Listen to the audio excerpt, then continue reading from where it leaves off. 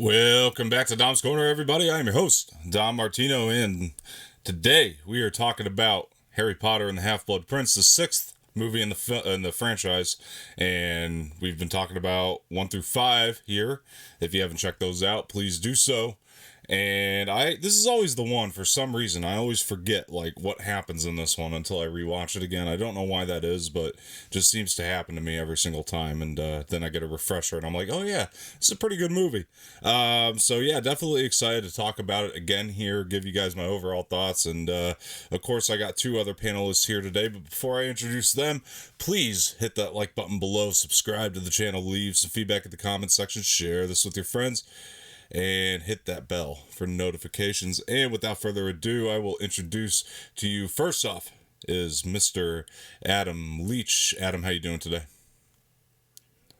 Pretty good, man. Pretty good. Thanks for being here. And also sitting to the left of him is Miss Samee Ramirez. Samee, how you doing? Yeah, for sure. Should be fun, should be exciting. So, yeah, I rewatched this movie today myself. Before I get into my overall thoughts, I guess we'll start with Adam, as we usually do. Adam, what were your overall thoughts on Harry Potter and the Half-Blood Prince upon a rewatch? Yeah, I agree with you. This one has always been the one that I can never remember exactly what happens in it. I don't know why. Every single time I watch it, I'm always asking somebody, now, what happens in this one? Right, Right. right. But so this one is interesting to me. I love the second half of this movie like Mm-hmm. a lot. The first half I struggle with at times. Um, there are some things about it that I just find it just feels like it kind of drags on. Um, this one we see a lot of relationship chemistry between characters. I've always Right. struggled quite a bit with that.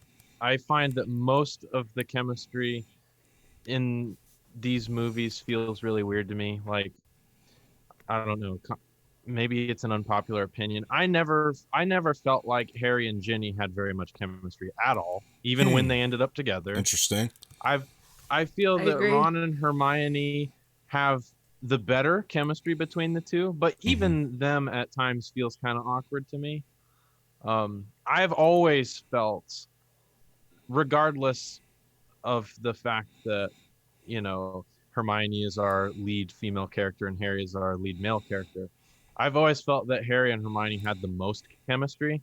So when I realized that they weren't going to end up together, like when I first started watching these movies, it was very jarring to me because I didn't feel like Right. any of the characters had that type of chemistry that they did. But so anyway, so watching this, the relationship chemistry is really weird to me. It always has been. And when we were watching it, my wife sort of said the same thing. She hinted at it a couple times, like, this feels awkward. It's like, it feels weird. So that is a big part of why the first part of the movie feels kind of strange to me at times. But Mm-hmm. that being said, once stuff starts rolling in the second half of this movie is really dark, really exciting, very cool. I like it quite a bit. Um, in terms of how much I like it, I'll have to think about as we go, I Right. guess, how I'm going to rank it. I don't think this is my favorite one, so I don't think that this is going to continue going in the order. I said I thought maybe there would be a switch up somewhere.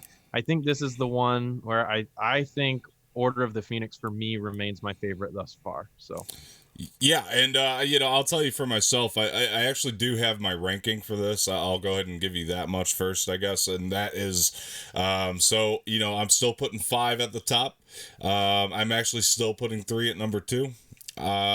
This one's going right after 3. This is my third favorite one in the franchise so far. For that's just me. I really enjoyed this one quite a bit, but I'll get into it a little bit more in a second. But I'll let Sammy go ahead and talk about her overall thoughts on the film as well here. So, Sammy. So here's the thing with me and the Half-Blood Prince. This was the first Harry Potter movie that I saw in theaters, and I saw it at midnight the day it came out. It's a big I deal. sat in the front 3 rows because it was so packed. I went with a friend. We drew scars on our foreheads with eyeliner. Like, it was intense. I had just finished reading all of the books. I read it Mm-hmm. in anticipation to that, really. And like like after that night, I was truly never the same. That really solidified how much I loved Harry Potter. It was, I Right. will never forget the vibe in that room. So for Right. me, I have incredible nostalgia for this movie. This is kind of where it's a little bit really fully started.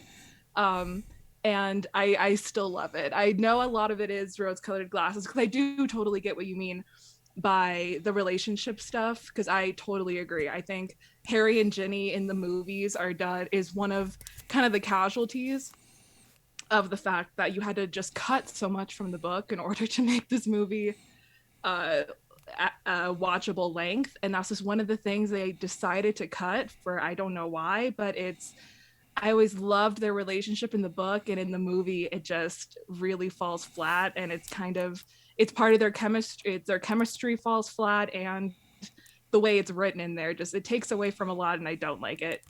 But Right. kind of other than that, I love everything about this movie. For me, it's still Prisoner of Azkaban #1, and then this is going to be #2, and then Order of the Mm. Phoenix #3. Okay. I get it though, So I because flip flop it's 2 the and 3. first one you saw in the theater, so I do understand why you rank it And I that say high, that, maybe. yeah. But yeah, no, it's a pretty damn good movie. I mean, I really enjoyed rewatching it today. I feel like Adam was saying, like every time I watch it, like it just reminds me of how good it actually is. Like I always forget like how much I love this one, and then I rewatch it and I'm like, yeah, this one's pretty superior to some of the others for sure. And that, yeah, I just enjoyed the like, now this one, I feel like even though David Yates is directing it still, I feel like the difference here, you guys might agree, is like he really was trying to make a comedy out of this movie, and I don't mean that's a bad thing. Like this movie is hilarious. It's We were definitely rolling like in the aisles, and that when I first saw it, like people were rolling in the aisles, dying right. laughing. So for sure, it came off as a comedy, at least, for sure. Right, yeah, it's hysterical, and it's just like, yeah, and I believe in that like 8 hour documentary, like David Yates even said, I wanted to see, if I could make a comedy, because he didn't want it to feel too derivative of the one he'd done before, and I respect that a lot, but I still find his direction to be consistent. There's definitely a lot of callbacks to some of the prior things that we'd seen, much like he did with 5, and I really enjoyed that about the way that he likes to direct Harry Potter. He just kind of, brings everything into, his style, and it just really, really works, but he keeps it balanced perfectly at the same time. So a lot of the same feelings I had for 5. This one, tends to, there's a couple times where I feel like, maybe the comedy doesn't work as well as maybe the movie thinks it does. And sometimes transitioning from the comedy to the serious doesn't work as well as the movie thinks it does. But for the most part, it's done pretty well, and I think he got it right. And I just find it refreshing every time I put it on, because it is something different. It's not like he was trying to do the same thing again, except he still has this, clearly he's, of all the Harry Potter directors, David Yates has the best balance of things, and the most consistency out of all of them that have touched the property. So I appreciate that on the same hand. So let's start at the beginning, dive right into this. We will move into first thing that we get is Harry's kind of sitting in the diner. Kind of moves pretty quick at the beginning. I actually don't mind that it does, though. Like I was happy he was at least at, like, not at the Dursleys, but at what's the place called? Sammy, help me out here. The like the at a diner, in the tube, if you will, the London tube system on the trains. Right. So This isn't in a diner. Yeah. Yeah. So Cafe. okay. All right. So, and he, I like he's kind of, he's getting flirty with this waitress. I thought that was kind of cool. I like that. Dumbledore, kind of just shows up, and he's like, all right, I'm gonna ruin all your plans to hang out with this girl. But we're gonna go get Professor Slughorn. Essentially, Dumbledore's mindset is like, you're gonna be the only way that he comes in to teach potions. And Jim Broadbent is really great in this film as Slughorn. By the way, I think he was just the extra touch that this movie needed, especially for like some of the, some of his more comedic sensibilities. I think it just really worked really well to have him there. I like that he's, staying at this house that, the Muggles, they're in the Canary Islands. And, yeah, so he is staying in their home. And, I love, again, we're still getting that, Harry's still ever so impressed by magic, that when they fix up the home, and I love the lines of Slughorn running out and I forgot what he asked for. He asked for like a raise or something like that, and he's like, these are mad times we live in. It's like, love that stuff. Then we get to the point where Dumbledore takes him over to the Burrow. I do like the line, just to backtrack a little bit here, where he tells Harry, he's like, you must be wondering why I brought you here, and Harry's just like, nah, I'm just going with shit at this point, and it makes a lot of sense. So he takes him to the Burrow, the Weasley's house, and so they're there, and everybody's just I don't remember what gave it away. I think it's like Hedwig shows up, right? Like, or they hear Hedwig and then they think Harry's there, if I'm not mistaken. And yeah, right. So they hear Hedwig, they think Harry's there. Everybody's kind of wondering, how he got there. He's there. And Ginny, I think is like, well, I think Hermione comes down to hug him, but like, yeah, you know what's going to be happening with Harry and Ginny right from the get-go, just by the way that, she's happy to see him, especially. So then we get a little conversation between Harry, Ron, and Hermione, about, how old Dumbledore is. I like the little joke, what's he say? He's like 150, give or take a few years or something like that. They were asking about how old he was. So yeah, I don't know. I like this opening. I actually think it's pretty solid. It kind of sets the tone that this is going to be a more humorous film right from the get-go, and I actually like that a lot. So, Adam, that said, what do you think of all this stuff? I do actually like the beginning of the movie and how it sets it. It feels very different than a lot of the other films. The tone, right. It sets it off the right way. I like, the bit with Harry in the diner and the train station or whatever. Like, I like that whole section. I think Slughorn is hilarious. He's a fantastic character. He almost seems drunk all the time. Like, he's like perpetually drunk. He's a hilarious character. He's a standout character of this movie for sure. It really makes this movie fun to watch when he's on the screen, especially when he stands up and he's still like half an armchair. This is pretty good. But yeah, like you said, there's a lot of comedy in this movie. But what's interesting at the same time is I still feel that, as I said, at the beginning, with every movie, the tone gets darker and darker and darker in this series. And I feel that this is still the darkest so far that we've seen. And it's interesting that the tone is definitely even darker than the one before, and yet there's much more humor in it. So it's kind of a really weird vibe that you get, knowing that it's quite gloomy. There's a lot of really depressing stuff going on, but at the same time, we're gonna make you laugh. So it's an interesting sort of feeling. I enjoy it. But yeah, the very beginning of this movie, I really like how it sets the tone. Yeah, it's almost like David Yates kind of knew, or that maybe am I still sorry, I was checking on my audio there. No, it's almost like David Yates kind of knew that he was going to be doing, like, he wanted to like add some levity before we get to like the heavy stuff, you know what I mean? And like that I really appreciate. It's like he wants to give you like a little bit of a break before we get into the heavy stuff, obviously that being the ending of this movie, and then follow it up with, it gets pretty heavy. Yeah, it does. And Deathly Hallows parts 1 and 2. So yeah, for sure, I agree. I really do appreciate the fact that it had that levity to it. But Samee, what did you think of the opening stuff? I mean, yes, they might love the opening. The major thing to me that has always stuck out about the opening of this movie is that it's the same goes for the book too, where it's the only one where we don't immediately start off with Harry, that we start off somewhere else. And I guess in Order of the Phoenix, it does as well too. But how we really start with but again, also with Order of the Phoenix, that's we're really cracking open the world a lot That's a good more point. Yeah. in these ones, and we're really, and that's part of what makes it so dark, is that we're really understanding the gravity of the situation that these characters are in. Yeah. And so yeah, I've always really liked it for that. For I mean, like obviously I love Harry, and I love when the first thing we see is Harry. But yeah, I always just thought that was so interesting. And then again, I do also love Slughorn, love Jim Broadbent. He's I can't imagine anybody else playing Slughorn, honestly. He just has that energy of, like you said, like of being drunk all the time, but also you like kind of respect him. You're like, you're an adult though.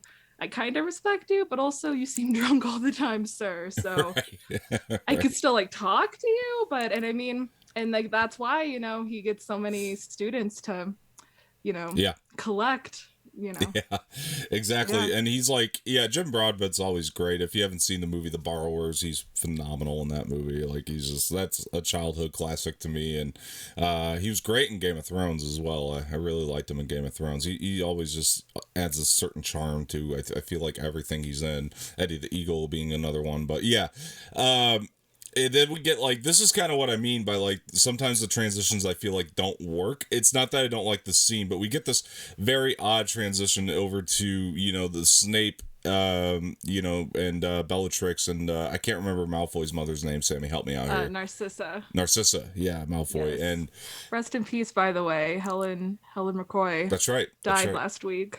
That's right. Yeah. That's right. Yeah. Right. Crazy. But yeah, so we get that transition, but it just, to me, it feels like it's a weird transition in tone, but I think about it and I'm like, where else do you put the scene? The scene needs to be there. It's very integral to the story, and I like the scene itself once we're there. I just felt like the transition kind of weaved into it a weird way, like it transitioned in a very weird way. But okay, I like the scene. It looks good. I mean, it's the dialogue is really, really great and interesting and intriguing, and obviously you get Snape here, and you can never get too much Snape, so really enjoyed that. And then we get the other thing about this, though, that scene, real quick, is if I'm a new audience member, like I've never read the book, I'm just watching it from the movie, I'm going to watch that and go, oh my God, you know what I mean? So the fact that he's kind of, associating with Death Eater, so I commend it for that. I just found the transition in terms of the tone to be odd. But, we kind of transitioned back to Diagon Alley, and, we learned about Fred and George's new shop, and which is obviously just perfect for those two characters. I like that. I found a lot of the lines there to be funny. We also get, they go spying on Draco. They're kind of trying to figure out what he's doing.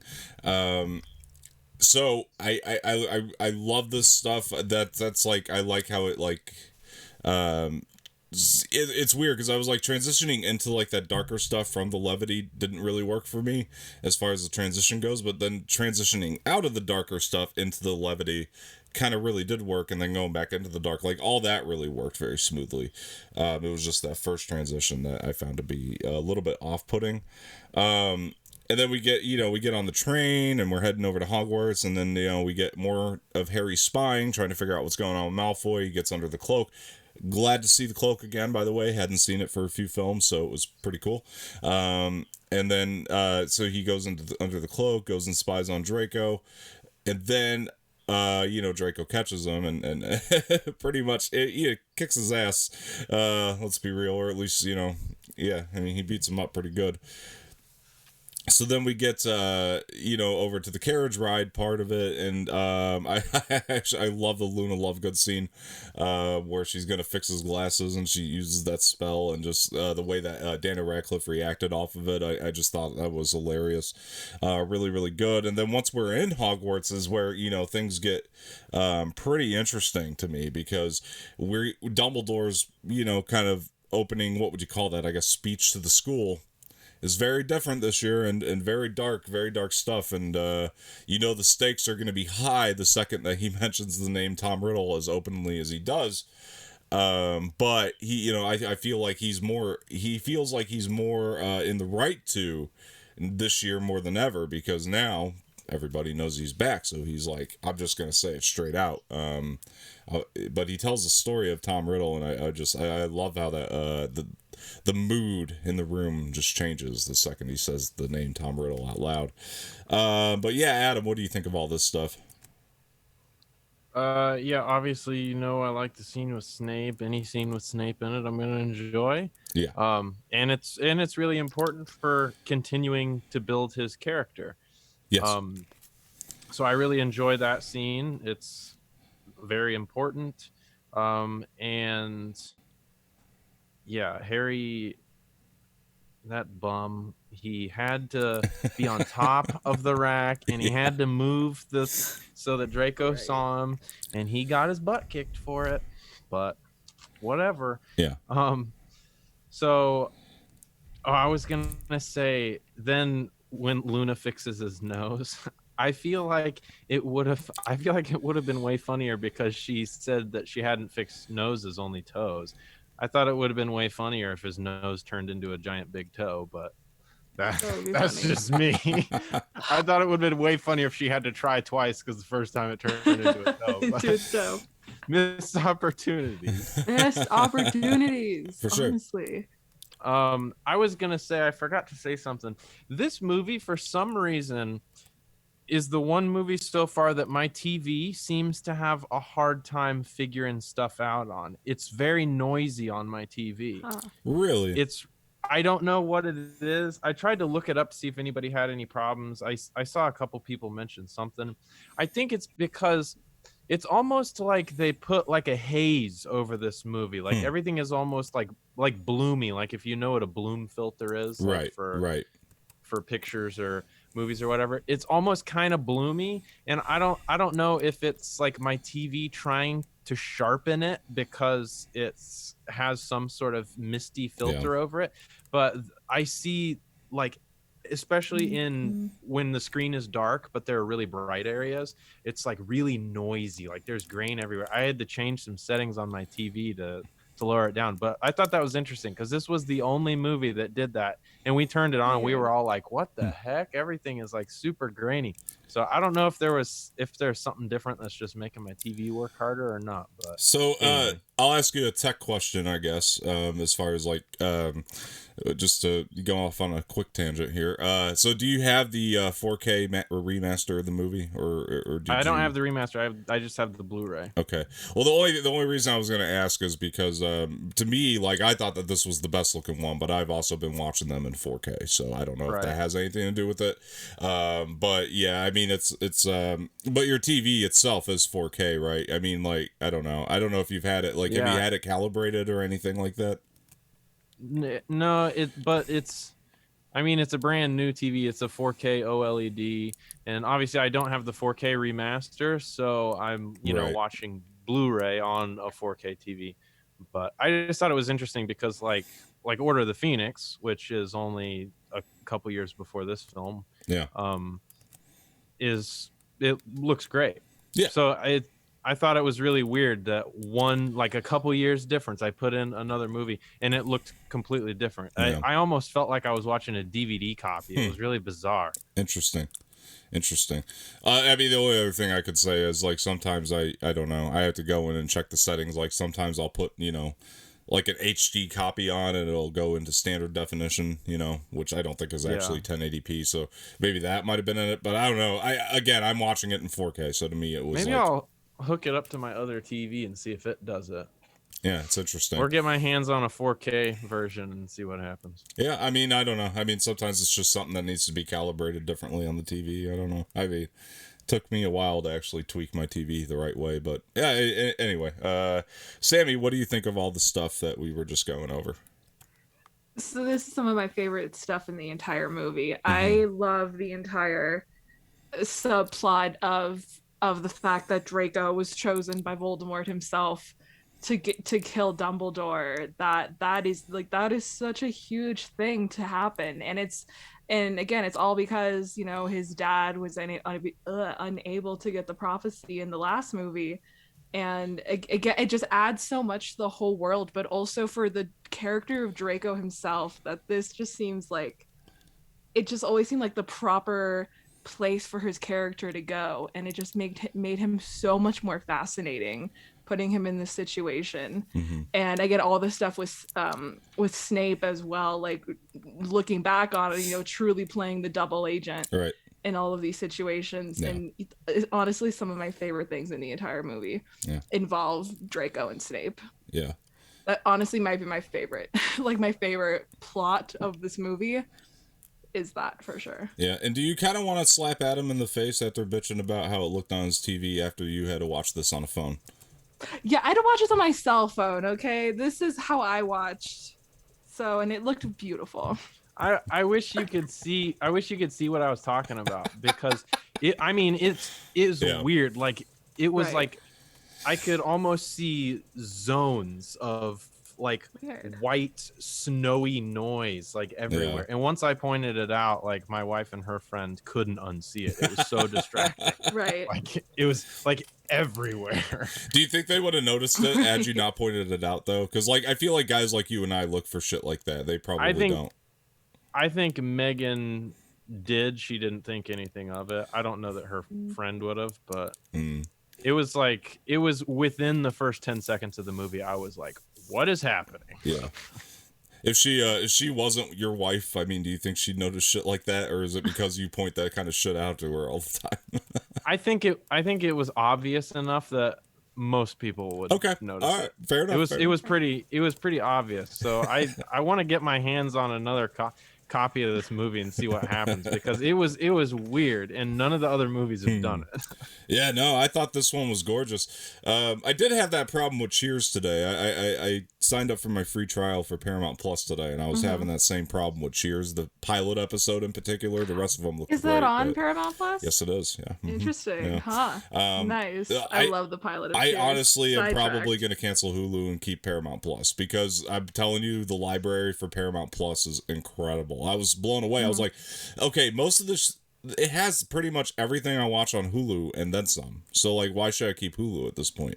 So I don't know. I might actually cancel Hulu and get Paramount Plus, because I was pretty astounded by the library. Hulu? Really enjoy it. Yeah. But Hulu has How I Met Your Mother. So it's Paramount Plus. Does it? Really? Yeah. Does Paramount own CBS? Yeah, so they CBS do. things, Everything's CBS. So CBS All Access folded into Paramount Plus. So that's why, So everything that was on CBS All Access is now on Paramount Plus. So highly recommend checking it out. Do a trial. If it doesn't work for you, I mean, but I love their library. I was blown away. I was like, so is Seinfeld on Paramount then? No, because Seinfeld's NBC, so I think it's Universal. I think Cheers Peacock. is NBC Peacock. though too. Is it? I think it premiered on NBC. I don't know. I mean, I'm not certain though. Yeah, but you get also the other thing that's on Paramount Plus. I didn't know this: Comedy Central content. So anything that was Comedy Central is Paramount Plus as well. So I didn't know that until today. Nice. Yeah, pretty good stuff. The only thing is, like, I don't need Hulu for Seinfeld. I own them. You know what I mean? I have all the seasons. So some of us aren't that lucky. No, I'm just saying for me. Like, that's probably why I would transition. I mean, but I'm like fully into 21st century. Like having to put in a disc is just like, oh, right. Like physical media. I get it. Yeah. No, for sure. But moving on, where were we? Anyway, Harry Potter, yeah, Harry okay. Potter. So then we get to the I like the little intermission we get kind of thing before we go to the potions class, where they're standing in the hall and McGonagall is asking Harry why they're just kind of hanging out, and then she's like, "Make sure you grab Weasley there. He's looking far too happy." I love that. That was great. It's so good. And I love them going into the potions class and then fighting over the book. I thought that was really good, but it's important because this is how Harry ended up with the, Half-Blood Prince book, and then the potions thing is, the whole sequence is really great. I love the callback to Seamus burning off his eyebrows. I mean, he gets blown up in the face again. I was like, that's a good callback. I like that. He's really good at arson. Like, you have to give him that. Like, if nothing else, he will start arson for you with magic. For sure. Very well. For sure. Really enjoyed that. It was a nice little callback. And then, obviously Harry is very successful at the potion. So then, then we pretty much move right into the pensieve stuff after this, which is, we know about the pensieve. We've seen it in Goblet of Fire. The seed was kind of already planted there in that movie. So pretty cool to see it back again. And then also, I like that they go back and then, they're kind of seeing Voldemort's backstory through the pensieve. And this scene is just so dark and it's so good. And I love, Voldemort saying some sick, twisted stuff, even as a child. Like, it's like, oh my gosh.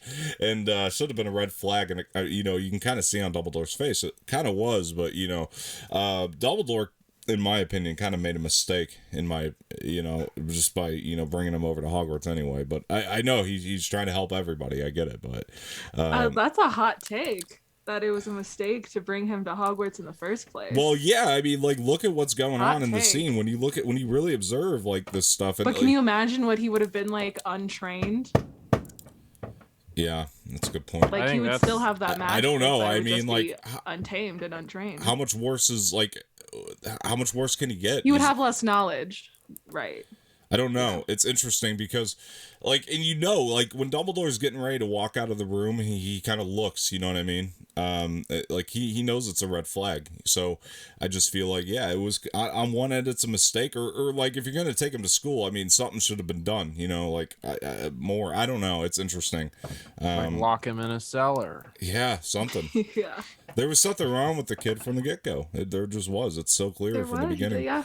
And he knew it. But anyway, I mean, everybody makes mistakes. Everybody has a bad day at the office. I'm not saying like he shouldn't have made a mistake. Everybody does. It's human error. But sometimes you open the Chamber of Secrets. Hey, sometimes it happens. Yeah, we all did that, right? Sometimes. You blamed it on Hagrid too. See, we all did it.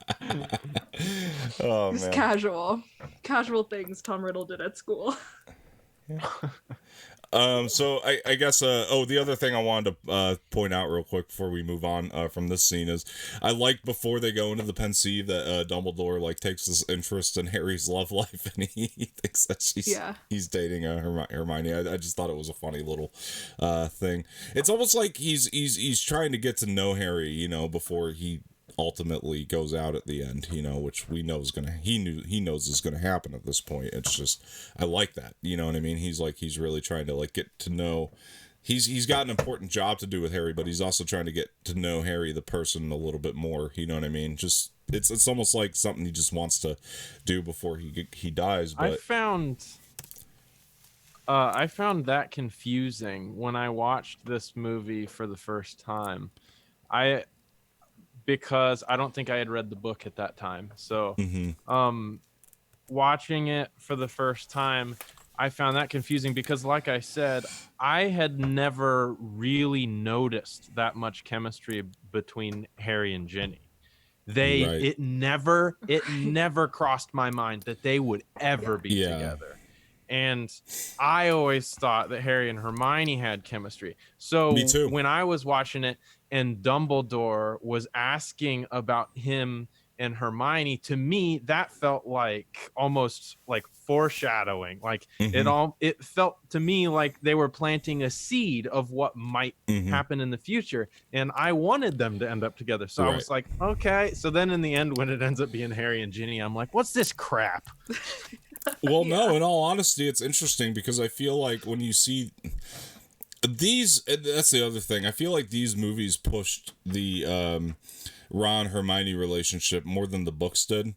As a matter of fact, Sammy, you might have heard this too. I think that J.K. kind of like aligned the books to be Ron and Hermione because the movies were going that way. That was kind of like her one compromise that she was making because I don't think that she ever saw it that way, like Ron and Hermione. I don't think. Like, I think that that was like the one compromise behind the scenes that she was making is because she was like, well, the movies have been kind of pushing the Ron Hermione thing. And she was like, I don't really hate the idea. So, but like when you see the chemistry on screen as the actors grow, I'm kind of with Adam that I feel like Harry and Hermione would have been a better couple, and it's interesting that they almost toy with this idea even in future films, which we'll talk about, I feel like a little bit, but it is really strange. Like, I feel like maybe ultimately Harry and Hermione would have been the better couple, but I don't hate Harry and Ginny. I'm not like that with you guys. Like, I don't think that there's no chemistry. Like, I think that they kind of planted the seeds for Harry and Ginny in the Chamber of Secrets a little bit. So like, I don't hate that idea either. I just, when you watch it, you're like Harry and Hermione easily, especially in, like, by the time you get to, like, Goblet of Fire, I felt that way, especially. So, yeah. Right. Harry I'm and not Ginny... sure about. Oh, go ahead. No, you go ahead. Oh, I'm not sure about if that's exactly how J.K. Rowling thought about it, but I know she has gone on record saying that, like, that she didn't know necessarily, like, when she started writing the books, she was like, oh well, for sure this person's gonna get married to this person and that. She was like, that was like, that kind of stuff was up to interpretation. She's even said that she contemplated killing Ron in the Battle of Hogwarts as well. I've heard her say that. She said she thought about it. She genuinely had a thought about it, but I mean, obviously decided against she it. also said she was kind of a dark place around that time, so right. Yeah. So possible, yeah. But I agree. I mean, Ginny and Harry in the book skyrockets. Like, it's so much better in the movie. It's not even a fraction. Ginny might as well be a totally different character in the movie than how she is in the book. So book aside, that's a different story. Right. But I totally agree, though, in the movie that it's just if you don't know, there are seeds planted for Harry and Hermione up 100%. Even until Deathly Hallows Part 2, honestly. Yeah. There's a valid, solid case to be made. I just think they lead you to believe that it's Harry and Hermione. You know what I think it is I think it's the fact that to me it's like the two actors just had the better chemistry on screen. Daniel Radcliffe and Emma Watson. And I think that's a lot of why we as fans were kind of pushing for that to happen in the film version of it. But I think it's like main guy and main girl, like the main guy we love, the main girl we love. Yeah. Like, their personalities matched really well. Much better character. Yeah. And I feel like they kind of needed each other. Yeah. And yes. The Harry and Ginny, to me, that, like, you talk about, like, the Chamber of Secrets, that even then, like, it always felt more almost like a brother sister, like an older brother and younger sister. It always felt that way to me. And like you were saying, in the movies, it feels really, until almost the end, it feels like there are little clues that lead you to believe that Harry might end up with Hermione. I remember holding on to that, watching the movies, like, it could happen. Like, I wanted it to happen so bad. But you know who else I feel like, to me, this is going to be a hot take for Dom, I think.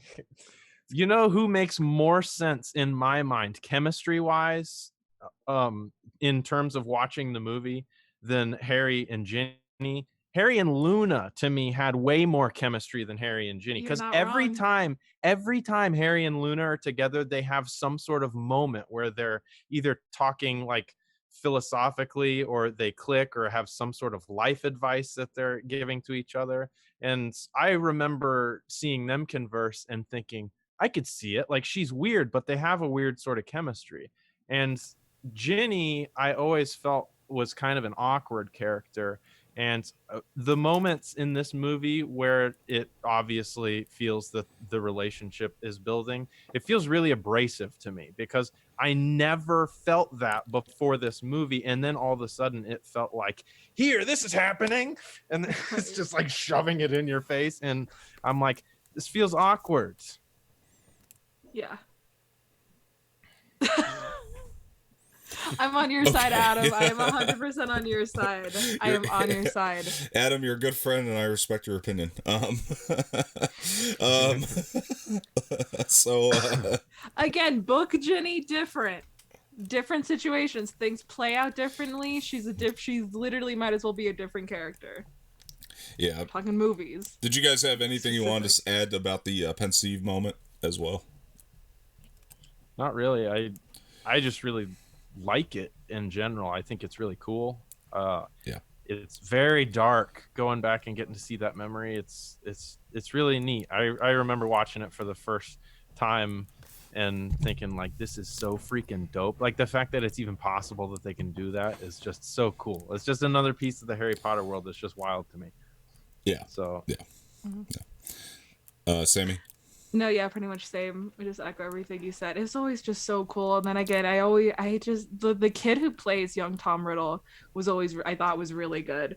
The way he's all just like, I can make people hurt, the people who are mean to me. You're just like, this is a murderous little 11-year-old right here, and you fully believe it.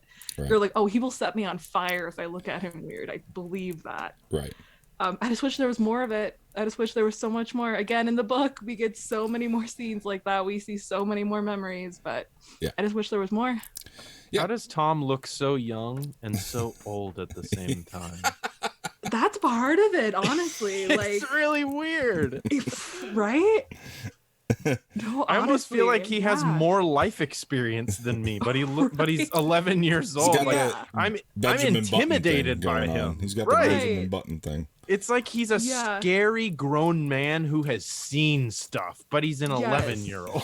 I have seen some shit. I'll tell you, I have seen some shit. He will F you up, and he's 11. 11, he's like, do you know who I am? Do you know what I've seen? Literally. Do you know what I've done? Do you know what I've seen? Like, you're 11. How much could you have possibly he's like, you would seen? be amazed. Right. You would be amazed. So moving into the next thing we're getting here is the Quidditch practice. I was so happy to see Quidditch back in this movie. Didn't have it in the last one, so that was the last two. I don't think we had Quidditch at all, so it was really cool to see Quidditch back. So that was awesome. And then we meet Oliver Wood 2.0 here. Might as well. I mean, I like him less. I like Cormac McLagan less. Oh yeah, he's worse than Oliver Wood. McLagan. You're right. He's 100% worse. He's Oliver Wood 2.0, and he's coming in here and trying to impress Ron's girl, which is not good for Ron, but it makes him for some interesting storytelling. There's some stuff that don't do that. Ron's girl will retaliate against you. There's some good levity that comes out of this later on, though. I really enjoy it. A good relationship for Dom would have been to see Oliver Wood and Luna Lovegood together, because he just doesn't like either one of them. No, honestly, two wrongs make a right. I wouldn't even wish that upon Luna, Adam. I really would not. So there was just cool to see Quidditch again, and then we get we kind of dive into the fact that Harry has this book, kind of starts to get revealed to Ron and Hermione, and then Ginny kind of takes it out of his hands, and this is where we get the reveal that it's I think they kind of showed it early on, but they find out it's Half-Blood Prince's book, so she's asking about that. Then we get a really, really funny scene. I think it's funny when they go over to the pub, and they're all drinking butterbeer, and we get that really cool moment of where Slughorn looks at Ron, could never remember his name. He's just like, oh, good to see you, Wallenby. I love that. Love that. He's so great. So yeah, that stuff. He just doesn't care. He's like, what's this kid's name? Who cares? That stuff's super awesome. And then we get, moving out of that, then we can see, is it Katie Bell who gets hexed? Like, who is this? Yes. Katie Bell, right. Katie Bell. Katie Bell gets hexed, and then, we go into the scene where we find out this was supposed to be a gift. And it's like a gift to who, and then to you, Professor. I also really love the line when they're all standing there, and it was such a callback to the Sorcerer's Stone for me. But McGonagall's like, "Why is it when there's something wrong, it's always you three?" And then, believe me, Professor, I've been asking myself the same question for 5 years. Right, exactly. It's just so good. It's good stuff. Yeah, it's almost like a replay of the scene in the Sorcerer's Stone when they all went to McGonagall's it's so office. Funny because it is always them three. It's true. It's so funny. So true. Like, you're right. It's like nobody else in the school can get involved with this stuff. It has to be. Yeah, those nobody three. else ever gets in trouble. No one else ever has like a big scandal. Yeah, it's always those three. They didn't even mean to be here when Katie Bell got hexed. It was like that was a total coincidence. And like the fact that the movie is like so self-aware of like the fact that not only do they get into trouble on their own, but they also get in trouble by coincidence all the time as well. Like the movie just took it upon itself to, be very self-aware of that, and I thought that was very funny. But then we're talking about Slughorn's dinner party where, they're trying to look for dates, and Hermione was under the impression that, Ron would have went with her, and, it's understandable, evidently, and then, I like Harry's little, I am the chosen one line. It's a good line. It's funny, she smacks him. But then we get to the dinner party itself, or is this the dinner party or the Christmas party? I think you went forward a little Christmas bit. party. There's a dinner party, and then there's a Christmas party. Yeah. So, but the Christmas party's first because this is the. No, I think the dinner party is first. I got notes here. Hold on, I'll tell you the exact order in a second. Let me find out. Memory serves me. Let me see. Because the dinner party and Ginny comes in and she's crying. And Hermione has the whole thing about how her parents are dentists. This is the dinner party, right? Slughorn's Christmas party is later. I'm sorry. So and then Christmas party's later. Yeah, Christmas party's later when it's drama about who are we going so with. That's who they, so they go to the dinner party, and there's actually a fun fact about that. Well, first of all, there's a lot of really funny jokes about this poor kid, by the way, Belby, who keeps eating all the food. Right. Like that. This is like terrible, but Slughorn just keeps, he's making fat jokes essentially. It's just, but it's hilarious at the same time. And then I really like. By the way, this kid who plays Belby, fun fact, actually died shortly after making this movie. I didn't know this, till somewhat recently. He got into like a bar fight or something and got killed. Yeah, it's crazy. Wow. Stabbed. It's sad, but did happen. But yeah, I find the dinner party to be funny, and this is where McLaggen, his humor kind of comes in when he's like looking with the spoon in his mouth. That's just, it cracks me up. I love the chemistry between everybody during this scene. Just find it to add so much levity, and then this is Harry kind of stays after the dinner party because he's asking about Tom Riddle for the first time. Love the conversation. It works extremely well. But anyway, what do you guys think of all this stuff? I'll start with Adam. Yeah. First of all, Ron looks hilarious playing Quidditch. Yes. He does not belong there. He does not look like he belongs in any sort of physical sport. You're not getting wrong. by a thread. He's got that helmet on, and it's looking real huge and dorky on his head, and he's accidentally being good at it. Yeah. It's like all coincidence, everything that happens. Right. I quite enjoy watching him play Quidditch. Horace's dinner party. Slughorn's dinner party is like, if this happened in real life, I feel like parents would be sounding an alarm. Like, there's this creepy man that always sounds drunk, and he's picking his favorite students to have a private dinner with him. It's like, that's creepy. I feel like that's a red flag. The school administration would be very concerned, but okay. I guess just don't tell your parents, kids. Yeah. I was half That expecting makes it even worse. Don't tell your parents, kids. Don't tell your parents. I was expecting there to be a slumber party or something. Like, it just feels it does feel the odd. first time sleeping over too. Right. That's what I felt like the first time I watched it. I felt like this feels really weird. Like, I would be alarmed, and the guy always acts drunk, so it's like. Right. Yeah, it's irresponsible to say the least. Anyway. Yeah. So Samee, how do you feel about it? Everything going on? Oh, yeah, no, same. I absolutely love all of this.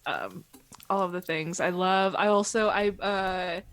already talked about this part of the movie already, but I just remember to talk about the first potions class. That I think is also absolutely incredible of how he's doing the Half-Blood Prince's recipe, if you will, and it's like Hermione just keeps getting increasingly more frustrated. Love all of that. Right. And then it's Horace Slughorn is such a weird character, and yet like we all just love him so much. Yeah, he's very likable. Like, he's just so weird, but like again, I care about him. Yeah. For sure. Yeah. By the way, you speaking of that first potions class, this is something I meant to bring up and I didn't. But one of my favorite lines in the movie from Horace Slughorn is when he says, "Let the brewing commence." I thought that was a very cool line. But let's see here. So after Slughorn's dinner party, yes. So and then Harry stays after. Obviously, they have the conversation about Tom Riddle. And then, this is where Harry's liquid luck potion comes into play as far as his little trick that he plays on Ron in the Quidditch match, which is extremely clever, obviously, and I really like it. Think it's a really cool scene. Then Ron kisses that bimbo and, Lavender Brown. Lavender Brown, that's right. And Hermione's not happy about that. And I think that again, this is like you see Harry and Hermione have this really good scene. It's like, why don't you two just get together and just call it a day, but like, it's, again, if you don't know the overall context, how else are you supposed to read that scene? Like, I guess they say they're both sad because they're in love with other people that they can't be with, but like, you're like, but come on, God, you're right there. You're right there. So many signs. It's almost like they're dangling it in front of our face the whole time, and they're like, we're really gonna screw them up in the end. Yeah, we're gonna keep it this far away, and then at the end we'll be like, nope, and then take even it at the very end of this movie, like once we already know that Ron and Hermione are kind of a thing, like even in the very end, like you have a moment with Harry and Hermione where he reaches over and holds her hand, and it's like, you are really giving me mixed signals here. Yeah, you're really like, you're constantly having Harry be Harry and Hermione and then Ron over here. Like, what else am I supposed to think? What do you want from me, movie? Honestly. Really though, it's so true. I like that after this, this is actually where Slughorn's Christmas party starts, actually goes down, is actually after this. I love the Dragon Balls part with McLaggen, where he pukes up the it's pretty good. That was a really funny scene. But then, obviously Harry's, kind of just, intrigued by whatever Snape and Malfoy are doing in this thing. And he goes out there, spies on them in the hall. He's kind of starting to collect some, details about, what's going on. And then, Harry has that, we transition pretty quickly over to, it's Christmas time, so they go home to the Burrow after this. And, Harry and Mr. Weasley have this really cool conversation together. I really like that. We need more one-on-one time with Harry and Mr. Weasley. I know that these movies can only be so long, but still, every time they have one-on-one time, whether it's in whatever movie, it's always just it works really well, these two. Then they have this obviously another cool thing about this scene is that Lupin's there too, so gotta love that. And I also like that on the couch when they're sitting there and then Ron gets in the middle of Harry and Ginny. I thought that was really funny. So then we have but then and Tonks is there too, Tonks which this will always make me mad that they just completely cut. They didn't like even mention storyline in the books. Yeah, they're just like, we're cutting it. Who cares? Yeah, like, I care. I feel the absence of that every time. Yeah, exactly. Every time I watch it with someone who hasn't read the books, I'm like, did you know that there's actually a lot more to her and Lupin's story? Yeah, let me tell you the entire thing right now. It's like, I guess that's their way of planting that seed, is showing them together, but whatever. You don't really get anything out of it until like later on. You find it out a little bit. I don't even think we really get many details on it later, to be honest. They don't even like really talk about it. It's like they're together. I mean, by the end of in part 2, they're together. And that's really it. You don't know how they came together, why, all the things that they talk about in the book. Right, I do like, actually. I'm with you, because I remember always being disappointed by that too. That was just like, why would you take that out? But I don't know. It seems kind of happened off screen, I guess. Yeah, the for sure. Official answer. I feel like they did. I don't want to use my imagination. I want them to put it in front of my face. And it in front of my eyeballs. Yeah. But then we get this like really awesome night fight, scene with who's the werewolf? I can't remember his name ever. Fenrir Greyback. Greyback, that's right. Yeah, this stuff is awesome. Really like it. It feels just so gritty and just like, it's so good. So really enjoy that scene out there in the field. And then the Burrow gets set on fire, sad face.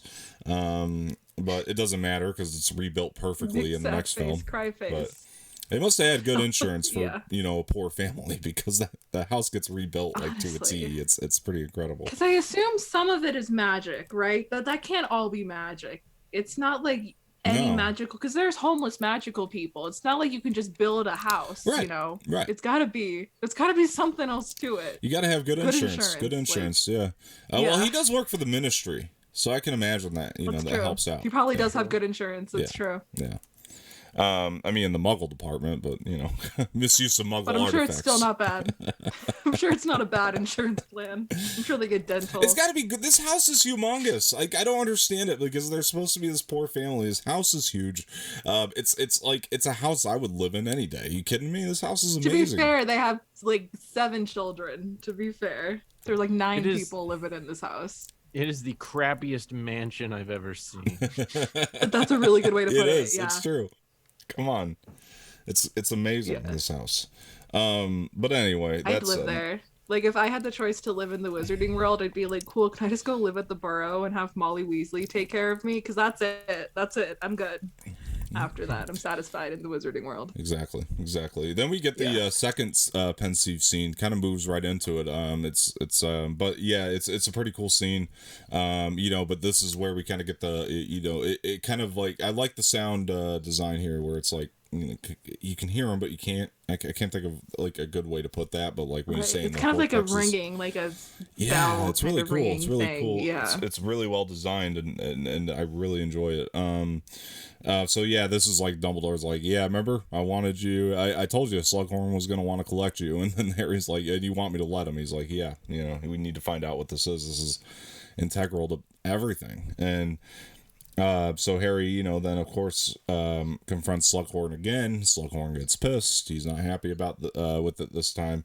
And then Ron gets this love potion in these chocolates that were left for Harry, I believe, right? And they were. Yep. And so he by Romilda Vane. Romilda Vane, that's right. Yeah. I thought this stuff was really funny. I think it works out really well. Yeah. And then obviously, when they take him over, and now this is the part like I was kind of having problems with in terms of tone. Like when they take Ron over to Slughorn's office, it's kind of an odd scene, because like they get Ron cured, and then like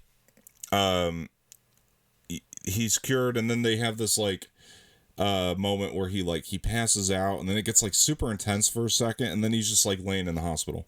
But it's like, right. It was a weird thing, like it felt odd to me, because he was fine, then he wasn't, he was bad, and then he was fine, then he wasn't fine, and then he was just immediately in the hospital. It just felt like it was leading to something more, and then it just quickly flashes over to the hospital. I don't know why that is. It's an odd transition to me. It really bothered me. But either way, he says Hermione's name, and that's obviously a good thing for Hermione. So that definitely I happen to be his friend. Yeah. Oh, I love that part. I love the dialogue in that. And then Dumbledore's just like, to be young and in love. Yeah. And yeah. Oh, it's so good. Anyway, Adam, we haven't heard from you in a while. What do you think of all this stuff we've been going over? Yeah, I was gonna go back just a quote I thought was funny. At one point when Harry and Ron are in bed and they're like, teenagers talking about girls, and the line that always makes me laugh is, "She's got nice skin." Right. I always thought that was hilarious. I don't know. Why. she's got nice skin. Yeah, it's a good line. It's a good line. So good. So, Killed in the movie theater. Like that, like destroyed. Oh, it's hilarious. Yeah.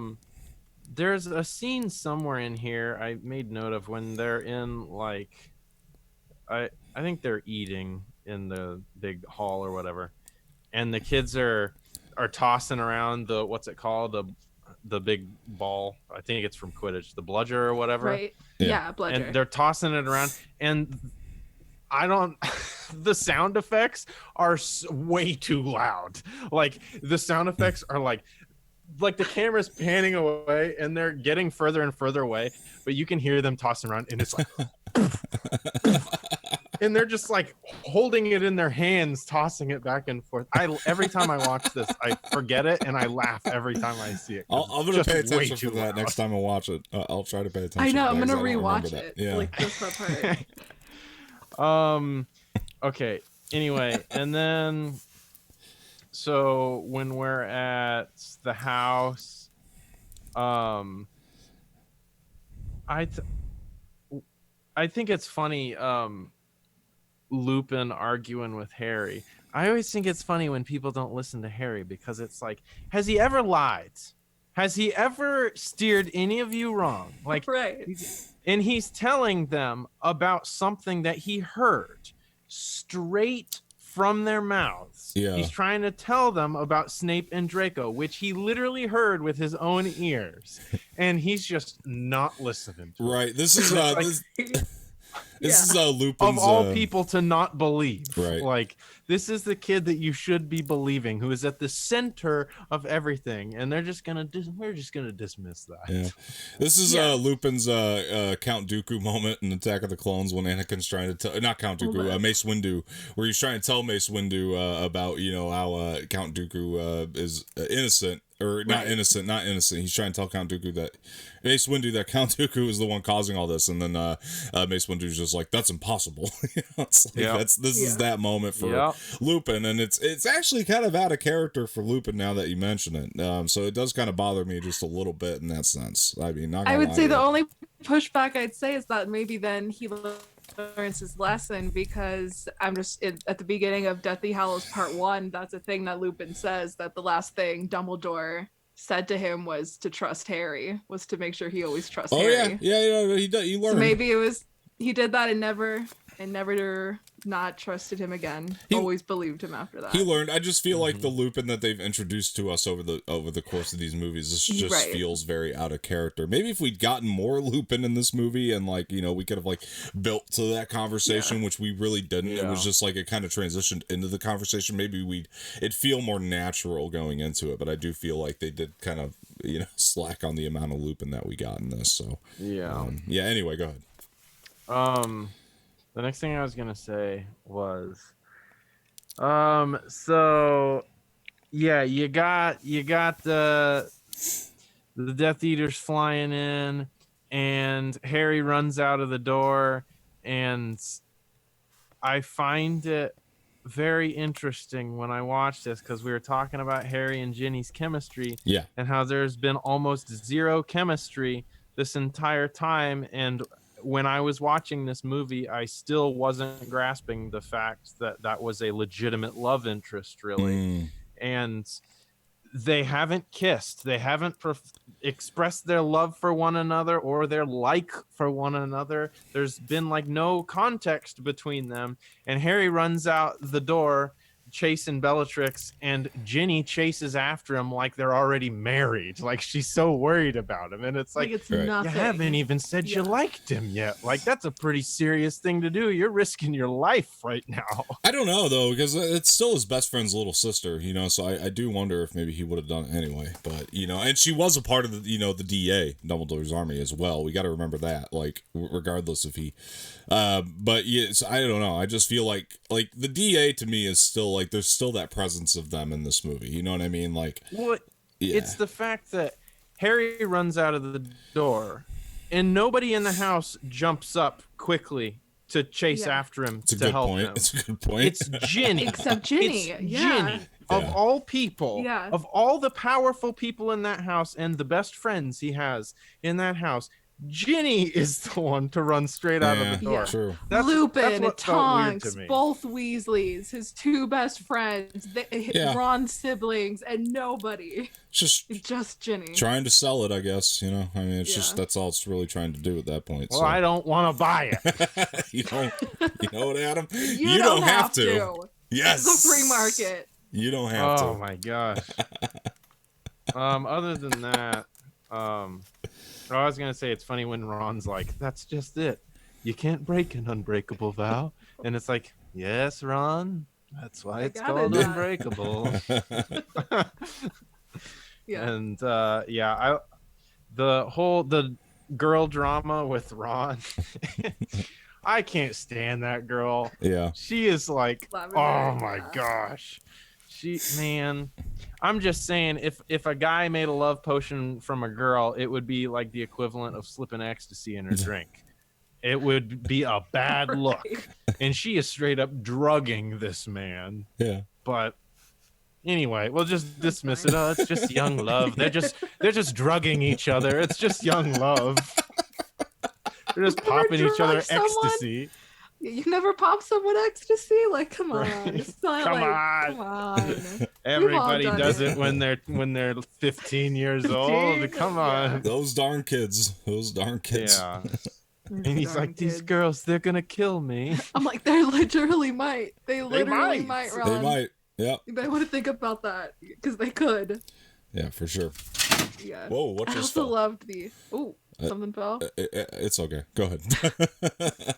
But I do love though when they're on the train, and it's because I love it because it's so ridiculous when she like fogs up the thing. She's like, and just does a whole. She does a whole like drawing. It's a whole like thing. A whole It's exhausting. thing. Yeah. It's so funny. She's like, see, he senses my presence. My presence. I'm like, give it a rest. Yeah. May I point out, though, speaking of that, I am very happy with the amount of Hogwarts Express that we got in this film. We got to see it on the way over to school. Yeah. And then we got to see it when they were coming Christmas home from break? the holidays. Yeah, we'd never Yeah. seen that before. So I really enjoyed that. That was a pretty good amount of Hogwarts Express in this one. So very happy about that as a fan. So, Yeah. anyway, Sammy, did you have anything you wanted to add before we moved on? Oh no, pretty much it. All right. So then we get the this is the big Harry Malfoy fight. So this is something that this movie is trying to do 100%. And you guys can disagree with me, is that it really does want you to sympathize with Malfoy on some level at this point. And like when Harry, gets him, you do feel for him. He's like, yeah, Malfoy did some crazy shit. Like, come on. I mean, that was pretty brutal. And just seeing the blood, come out and everything. By the way, is it weird to you guys that this one is PG, but the prior two were PG-13? Is that just me that it bothers? Is it really? Yeah. This is PG. This one was the PG, and the prior two got the PG-13. That's very odd to me. Yeah. That's so weird because Deathly Hallows, I'm pretty sure, are both PG-13. Yeah. So they were just like, you know what? This one, for whatever reason, Yeah. is a little bit lighter. Everything from Like, Goblet you of Fire literally on. have Malfoy getting like Yeah. cuts all over his body. Dark. Like, It's dark, yeah. It's Dark. dark. Between that and the scene in the cave. Yeah. like, I was gonna say the cave. Horrifying. I don't know why That's this one- That's not for children. Yeah, I'm not sure why they justified this one. Why PG justified this one. Like, it's Weird. weird to me because, like, it's just as dark, if not more, and it's like it's got Yeah. brutaler looking, like the Malfoy, like we were just talking about, pretty brutal. That's the moment I think. Maybe how'd it's this a get blessing. away? Maybe it's so that at 11 years old I can walk into a movie theater, buy a ticket, and have it be okay. Oh yeah. Probably if that's you the were only reason I 11, can you were think of probably happy. for the kids. Yeah, exactly. 11, Yeah, 12 years. for like if you were 11, you were happy. Yeah, That was exactly. literally the old like. Why else? Why PG? Yeah, I just don't know. Were you not watching the cave scene? Right. Because I'm pretty sure a man gets tortured and then they get attacked. There's so, like some in the scary dark. Jesus Christ, Pretty I jumped scary. when I was watching that in the theater. Like, it's like it got me. So It's scary. and it is there's scary. like barely any music. We're getting ahead of ourselves, but there's like barely any music in that Yeah, scene. we'll It's talk about that. I scary. got a lot of thoughts on that cave scene later, but It's beautiful. it's great. But yeah, the Malfoy fight is awesome, obviously, because we've never seen these two like go head to head like this. Like, except for like the dueling club, but come on, that was like a cheesy little corny thing. Yeah. And, like, not like this. This was real. This was was a real fight. 100%. It wasn't monitored by teachers. I mean, Snape obviously came running in to help him afterward, but anyway. So yeah, so they get into this fight, and then this is where they're like, okay, you got to get rid of this book. And then you guys could say what you will about the Ginny Harry love story, but the little music that plays behind the room for requirement moment is beautiful. Like, this score is great. Like that is like it's beautiful. Like, it's almost like the score sells me on their relationship more in that kissing scene when they take I like the scene, I do, when they go to, you know, hide the Half-Blood Prince, potions book. I think it's really, really good stuff, and I really enjoyed that. And then I like when it transitions into, did you and Ginny do it then? He's like, what? Yeah. This movie just, it really wants to bring the comedy, like all points. But yeah, obviously it gets dark there for quite a while, and then we get what I think is like the funniest thing in any Harry Potter movie, which is the liquid luck scene, because Harry realizes, you know, the liquid luck, that's gonna, you know, get me the answers that I need. And oh my gosh, Daniel Radcliffe played the humor well. Like, this is amazing. It's so funny. It's my favorite part of the whole part. Harry. I love not to mention the pincers when he does that. It's good stuff. It's so fun. I think it's the funniest sequence we've ever seen in a Harry Potter movie, for sure, hands down. Yeah, so yeah, that stuff worked amazingly, and then we get the third and final pensieve scene where they obviously, let's not, you know, forget to mention he does get the answer from Slughorn finally. I was gonna say he has to get right. Gets the memory. And I like him and Hagrid drinking together. I think that's funny. And Hagrid just passes the fuck out. Passes out. Really, yeah. But yeah, so that stuff's all great. And I like when he's like, but that was the other thing I wanted to point out too, is when he's like doing his like little eulogy for Aragog. That like every time he says something sad, like what's the dog's name? Fang is like howling next to him, and that it just, I don't know, there's something about it that I just love so much. But anyway, he does. Oh, and it's so good to be like, here lies, and then he waits for the answer, and he's like, Aragog. So it's the way Hagrid says it is so good. Yeah, it's great. It's hilarious, and I love that, you know, Hagrid is so torn up over the spider, you know, that like tried to kill Harry. So yeah, it's just, it cracks me up. But so then we go into then we get the final pensieve, because, you know, Slughorn, you know, it does work, you know, he gives Harry the memory he needs, and then we move pretty quickly right into this pensieve stuff, and it's just like the movie just it goes, it's full steam ahead. It goes from here, like once they figure out like what's going on, and then we, you know, we learn about the Horcruxes, and Dumbledore, you know, pretty much explains it, I think, in the best way you could in a movie, you know, I feel like. So then we get to the I like right before they're gonna go to the cave, that little moment. It's actually a really sweet moment where he's like, Harry, you need to shave, my boy. I like that. It's pretty cool, because it's like, I don't know, he's like trying to give him like that subtle like fatherly advice, you know what I mean, that he could, you know, like last things before he passes away. Because again, we know that he knows now that he's going to, but so everything before the cave, I guess. What do you guys think, Adam? Yeah, the bathroom scene is legit. Yeah, PG, I don't know. He's still baffled by that. I don't know. What a call. Yeah. What a weird call. I know.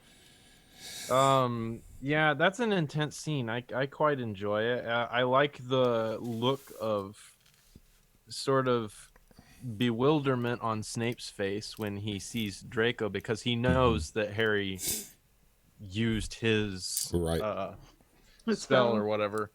And let's see, the scene with Harry and Ginny, that is the most abrasive scene to me. That's what I was talking about when I said abrasive. Yeah. And funny enough, I didn't have to say anything when we were watching it. Megan actually turned to me and said something before I did. She said, what'd you say? You said, this feels awkward. Like, it's really awkward. Interesting. Oh, she said the scene made her feel uncomfortable. It felt really awkward. Yeah.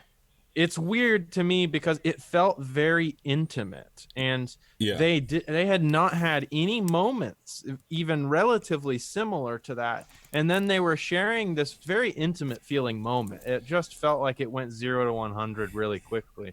I remember watching it for the first time almost feeling like we are moving at a blistering speed. I was like, I didn't see that coming at all, because I watching it, I still thought Harry and Hermione might have still had a shot because I still thought they had the most chemistry, and still at this point, I wasn't getting the clues about Harry and Ginny because I was so focused on Harry and Hermione that when this happened, I was like, "This is weird.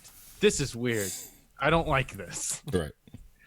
So I still kind of feel a little weird about it. I understand they end up together and everything. I would have loved, like Sammy's talking about in the books, it's different. I would have loved a lot more context about their relationship. I think it would have done the audience a big service. I don't disagree. To have added context to that relationship, because I'm willing to bet there are a lot of people that feel very similar to how we do, especially people who haven't read any of the books. I could see how a lot of people would feel that it is abrasive, but anyway, with more context, it might have been a very sweet scene. And if there is one thing this movie does have, it's good score. That's for sure. Like you talked about. Who does the score? Is this one Giacchino? I can't remember. Or is it Alexandra Desplat? Might be just Desplat. I'm not 100% sure. I know Desplat does both Deathly Hallows. I feel like 100% on. Yeah, I feel like he starts this one. Oh, here. I can pull it up right now, actually. Okay. I was going to Google it. Why do I think in my head that Giacchino does one? Why? It's not. It's Nicholas Hooper. Again, okay. So same as Order of the Phoenix. All right. So, yeah. Makes sense. Okay. Okay. Well, anyway. So then, yeah, Liquid Luck. This so funny. I love this part of the movie. It's some of my favorite Harry that we get in the whole series. I think it's hilarious. I'm always laughing every time I watch it. And I love when, Hagrid's mourning over his spider and Slughorn goes over and he's trying to get some venom. Pieces of the spider are falling off and he's like, Oh, yeah. I love that. It's hilarious. It is. It's great. And then, when they're in Hagrid's place, from this point on, when they're getting drunk at Hagrid's, boy, this movie, it moves. It gets good. Yeah. If it weren't for this final act of the movie, 100%. This movie would probably rank much lower in my list. It's the fact that the final act in this movie is so phenomenal. Yeah. It's the only reason that it's in my top 2 or 3 at this point. Yeah. So yeah, I love all that. I love, between Harry and Slughorn trying to convince him to take it out and the stuff that he's saying to him. And, obviously Slughorn doesn't want to have to share that information because he's extremely ashamed about how he dealt with it. He should be. Just saying. He's right. Yeah, no, he's right. He's right that this is going to be a huge deal if this comes out, and that his reputation will be vastly a big deal. Damaged if they know that he's the one that gave him that idea. Yeah, and I almost really do feel for him too, because it's like I like him so much, and like everybody makes mistakes, and this was his big mistake, and it's like. And they do a good job of explaining why he would have given Tom Riddle that information. Like he was very much attracted to getting powerful people to like him. And at the time Tom Riddle was like super smart, super powerful, had a lot of promise. So why wouldn't you try to help that kid in his mind? Yeah, for sure. It's purely academic, of course. Purely academic, of course. Love that scene. All right, those are my thoughts. So, Sammy, I'll to tail that.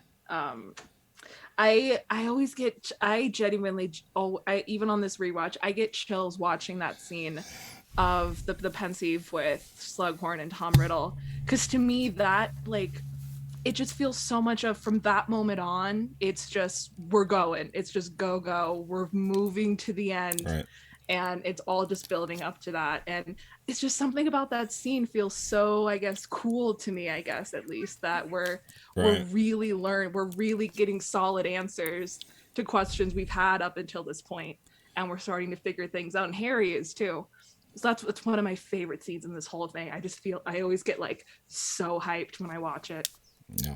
And then, and I love too, the little moment right before when Harry goes up to the astronomy tower to meet Dumbledore, that Dumbledore's talking with Snape before that, and there is that that they there's do like a that little small nugget. look. Yeah. Yeah, there's just like a little look that they give each other before Harry and Dumbledore go off, and it's just incredible. And stuff. Again, the whole thing of how this whole movie, Dumbledore is really trying to like befriend Harry and make sure that Harry knows that he cares about him and that he wants to, get to know him and everything. Yeah. And even in these last moments, he's making sure that like he has good memories of him.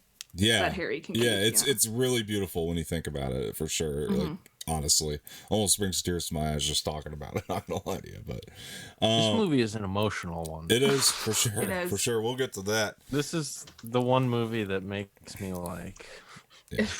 Yeah, it's pretty sad. It just hits you right here. Pretty sad.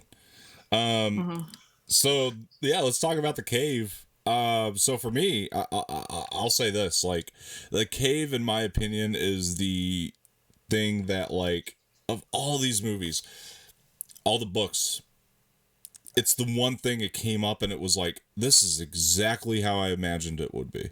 Like, I don't know why. It's just like the way I envisioned it in my head. It's like the cave all the way up until the death scene, like, is all how I envisioned it from the book. So I just think that David Yates did a really great job kind of illustrating that here on the screen. Looks amazing. Love the cave. I think no matter how you envisioned it, the movie would always trump how you imagined it. Like, there's no way I could have imagined that scene that would be better than how they gave it to us. Yeah. Like, it's just watching it every time. It just does it so much justice. Like, I couldn't think of a more perfect way to do that scene. Yeah. And obviously this is, where Dumbledore, needs to drink the water. He keeps telling Harry, to get to the Horcrux, and he keeps telling Harry, he's like, no matter what, make sure I drink it. It's obviously very hard to watch, this whole thing. And and then, Harry, goes to get him some real water, and, it's, that's when shit hits the fan, and luckily, Dumbledore does recover, and gets him out of there. But then in the inner room here, we have Malfoy kind of waking up out of bed to go meet, to get the Death Eaters in through the room of requirement. So that's pretty cool. And then he, I just love the way the scenes play at this point. And yeah, when they're just kind of like wrecking shit through Hogwarts. Obviously, it's a little bit later, but we'll get there. But just to mention that for the Death Eaters, it's great. And then we get right up, on top of the astronomy tower. Malfoy is, Harry goes and hides, and and Dumbledore's like, trust me, because Harry doesn't want to leave him. So yeah, then obviously when this exchange between Malfoy and Dumbledore it's unbelievable. It's great. Dumbledore's trying to like let him know, like he's kind of planting these last few seeds in Malfoy's head, like trying to redeem him because he knows, in the moment, and Dumbledore knows he's going to pass either way. He's like, if I could like save Malfoy, from doing it, it's like. It's just so cool. He's clearly trying to sympathize with him in these last moments here a little bit. And, but yeah, so, Snape kind of comes up behind Harry and he gives him the, and he's the one that, strikes down Dumbledore. Then this is when the Death Eaters really start wrecking shop. Harry goes chasing after Snape. It's pretty intense. And then, this is when Snape kind of, gets them, and he's like, yeah, Potter on the Half-Blood Prince. And then they leave, and it's like it's a big reveal. Then they go out to the courtyard where Dumbledore is, and obviously the scene is very emotional. Hooper's score is unbelievably it really adds to the emotions in the scene, and it's like I love the Sammy, probably you have your own idea maybe of how you interpret all this. But when the sign of the Death Eaters, is up in the sky, and they all put up their lights, through their wands, it's almost like, to me, all the wizards getting together and saying like, let us have this, you know what I mean? Like, let us have this moment, to grieve. And then the sign of the Death Eater obviously, kind of fades away at that point. And I love how all that plays out. And then we get into, after that, I mean, obviously Daniel Radcliffe's doing a good job too. And then I like when he's in Dumbledore's office after this, and McGonagall just wants to tell him, you meant a great deal to Professor Dumbledore. I don't think like Dumbledore. It was probably like Harry's almost like the son that Dumbledore never had, right? Like that's kind of how I took it, thinking about it. So it's cool. It's cool to me. So yeah, I really enjoy that stuff. And, and getting to the end, we get this final scene between the main three, where Ron's just kind of sitting on the side. But, Hermione and Harry's exchange is obviously great. Harry telling Hermione, because it's setting up everything, is like, I'm not going to come back, next year. And that sets up the Deathly Hallows. And he opens up the, the locket, and it's the RAB note, that's setting up a whole lot. And I don't know, just love this stuff. And then obviously I like the little last thing of Hermione saying, he doesn't care, about you and Jenny. It's a cool little way to end it. And then I think Harry even says here, like, I never noticed how beautiful this place was before. And I just find that to be an awesome line too, because it's, he knows he's leaving, so he won't be returning. He doesn't know if he'll ever return at this point. So just love it. Just love this stuff. It tees up the finale so very well. And then obviously this is the end of the movie, but I'll let Adam go. Well, what do you got? Yeah, man, the last part of this movie is so freaking good. That cave scene, the black and white, like everything about it, it's just so incredible. Creepiest scene of the series for sure. It just has this feel about it. It's downright scary. I remember watching it, and I wouldn't have been that old. I mean, when did this come out? 2009? 9. So I would have been maybe a freshman. Yeah, I remember being in the theater for this and being like, because I've never liked scary movies. That's never been my thing. And this scene was like downright creepy. Like it really was. The hair stands up on your arms. And then, oh man, Dumbledore having to drink it, and he's begging him, please, but he does it anyway. And the best part is, to me, when Harry falls in the water and you just see Dumbledore freaking like, yeah, he is just like, oh my gosh, so powerful, like so powerful. You see that and you're like, well, damn, like, what else can this guy do? That's ridiculous. He straight up, there is a sea of fire that he parted so that they could leave. Like, right. That is magic that I couldn't even dream of. Yeah. So that was ridiculous to me. And then the final little bit with I wanted to say Dumbledore's body. I think it's funny that it's even in one piece, honestly. That's a good point. It's like insane. You went through so much, honestly. Like I forget, in the book they describe it, but it's something like it's like your body goes on fire. Like all of your internal organs just feel like they're on fire, and he's just like walking fine. He fell from Dumbledore, man.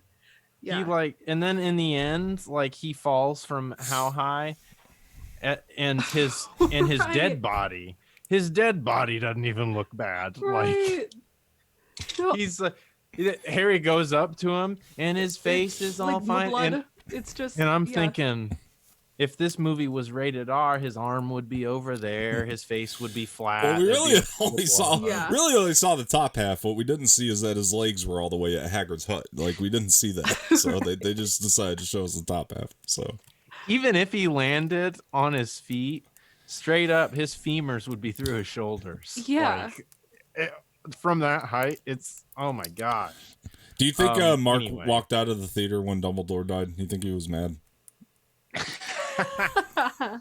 Where was Luke Skywalker to save him? Luke would have never let this happen. Yeah. Yeah. The final moments of this movie, even with it in the tower, the very end, you have Harry and Hermione sharing a little scene. Once again, they're just teasing me. But Yeah. I really These next two like. movies are a real struggle. If you're like really holding out hope Oh, for yeah. Harry and Oh, they Hermione, were. Deathly Hallows is a real like just tour of sadness. Oh, I very vividly remember being extremely frustrated. Yeah. Yeah. Anyway, yeah, the end of the movie to me is one of my favorites. Yep. It's just nice. It's party. And Sammy, what do you got? Oh man, yeah, I love the ending of this movie. It again, like we both said that it just keeps going to like it's just so wonderful the way it is, and because it is so emotional and so many things are happening. Yeah, I love everything that happens in the cave. The real big standout to me is that whole conversation with Draco and Dumbledore in the tower, and then eventually when Snape and Bellatrix and everyone joins in. That and his Harry watching it all from below, it's just so powerful and emotional to watch that all happen, and to get to know everything going on with Snape. It makes it so much more interesting, and you really understand that like Draco's not like a bad person. He's just his parents are mixed up with bad people, and so by association, so is he, and he got mixed up in some messed up stuff and done like, and you see like Dumbledore knows that Dumbledore does everything humanly possible, and he succeeds. He does everything humanly possible to not ruin that part of Draco Malfoy's soul, because he knows that that's not his fault. That's Tom Riddle's fault for doing that. Right. And I love also after that goes down, when Harry starts running after Snape, and he does the whole fight back, you coward. Yeah, it's good stuff. Like, and hits him with Sectum Sempra, and then he goes like bold for you to do my own spell against me, and that whole reveal, and it's just so cool the way that's done, and it's just so true to every single character in that moment. I think that's the main thing. Like every character acts the way that you know them to act, pretty much. It's so in character. It's just at heightened situations, that I just love that. And all the performances are so good also. Like Alan Rickman is always killing it. Daniel Radcliffe always killing it. Tom Felton killing it. Oh yeah. Like Michael Gambon never falters from killing it. For sure. And it's just so good. And then again, I love the whole thing where it was all for nothing, and they read RAB's note, and that last shot of just looking up to Hogwarts, because I always get so much chills in the book too whenever I read this part. It's that when Harry goes like, I'm not coming back next year, you're just like, what do you mean we're not going back to Hogwarts next year? I was like, what do you mean? And it's just so good though, and I love that it ends with that. It's one of the best cliffhangers in the series for sure, but also kind of ever. For sure. Yeah, 100%. It's definitely, I think it's really the first big like cliffhanger thing. You know what I mean? Like it feels. It's just like, what do you mean we're not going back to school? Yeah. What do you mean, Harry? It's good stuff. It's unfathomable. Yeah. Great stuff. But yeah, guys, that is the Harry Potter and the Half-Blood Prince discussion. I want to thank everybody for joining here today. I want to thank Adam and Sammy here as well. Much appreciated for them being here. So yeah, guys, Sunday before the Oscars, at least Sammy and I will be doing a Oscars pre-show. So that should be a lot of fun. We'll be going over our top 10 movies of 2021. So that should be pretty cool, and then we'll kind of give our final predictions on at least the big nominations, and we'll see how that goes. So yeah, before the ceremony, not sure the exact time, but it will be at some point before the ceremony. Look out for that. So that should be a lot of fun. So yeah, guys, want to thank everybody here for joining. Next week, Deathly Hallows. Very excited to check those out again. We're getting there. So yeah, it should be great. Before we go, Adam, where can people find you? At the Red Eclectic, TikTok, Instagram, YouTube, whatever. Come find me. Right on. And then Sammy, where can people find you? So you guys can find me on Instagram. I am at Samee Ramirez 14, and then I'm also on Twitter at Samee Ramirez, and also on Stereo at Samee Ramirez, where Dom and I do weekly shows over there. Come hang out with us, yeah. Yeah, you guys can find me on Twitter at Dom_Martino_ and on Instagram Dom_Martino_ official. Don't have to look at you guys anymore. I can get through that a lot smoother. And on Stereo at Dom Martino. So thank you very much for joining, and make sure you go follow us on all of our social media platforms. Much appreciated. And get on Stereo. It's so much fun to talk to you guys on there and get on it. Get some of your thoughts. But yeah, guys, thank you again. This has been fun. It's been another Harry Potter discussion here on Dom's Corner. And we'll see you guys next time. Please like this video, subscribe to the channel, and leave feedback in the comment section. Share this with your friends and hit that bell for notifications. See you later.